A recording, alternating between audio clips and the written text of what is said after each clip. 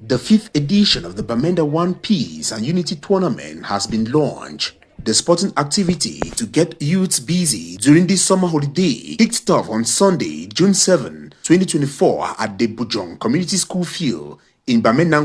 This year we will be running on 5 sporting activities. We are talking of the male and female football, the male and female handball, and under 17 category in football.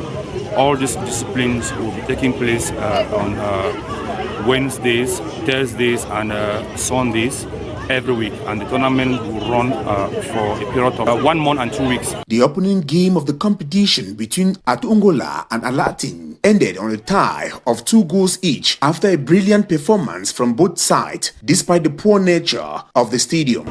Though we had some pour down, but we were privileged to watch beautiful football. I want to thank the fans and the donors.